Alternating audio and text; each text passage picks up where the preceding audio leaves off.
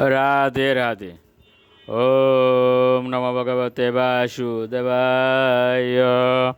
ওম নমো ভগবতে বাসুদেবায়। ওম নমো ভগবতে বাসুদেবায়।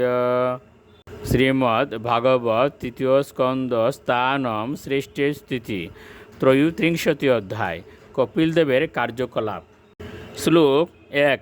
মৈত্রেয় উবাচ এবং নিশৈম কপিলস্য বচোজনিত্রী সা কর্দমস্য দয়িতা কিল দেবতীয় বিস্রস্ত মোহপটলা তম বিপ্রণম্য তুষ্টাব তত্ত্ব বিষয়াঙ্কিত সিদ্ধি ভূমিম।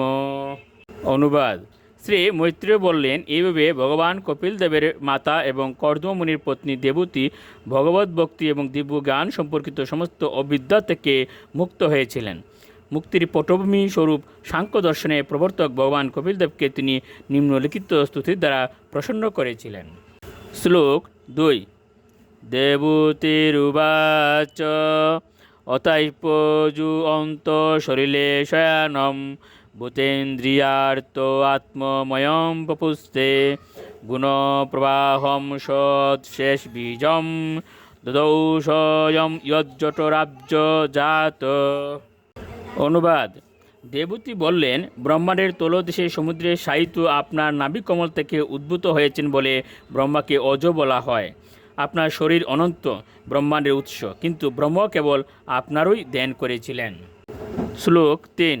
স এব বিশিষ্য ভবান বিদত্তে গুণ প্রবাহেন বিভক্ত বীর্য স্বর্গাদ্য নিহু অবিততাবিসন্ধি রাত্মেশ্বর ও তর্ক শস্ত্র শক্তি।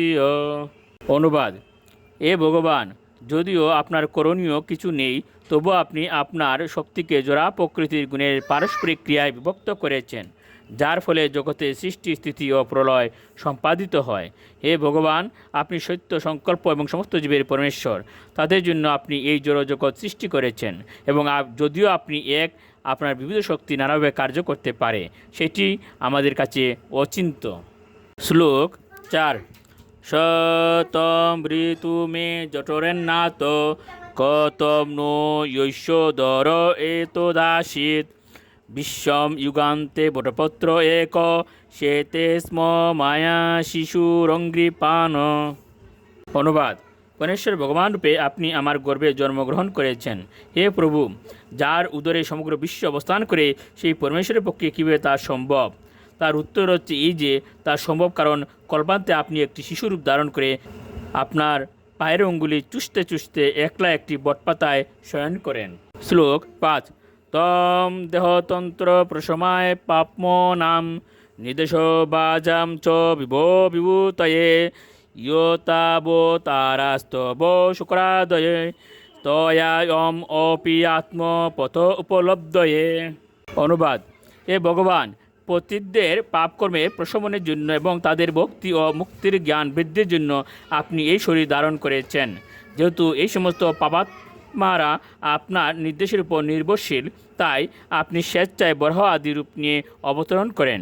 তেমনই আপনার আশ্রিতদের দিব্য জ্ঞান বিতরণ করার জন্য আপনি প্রকট হয়েছেন। রাধে রাধে।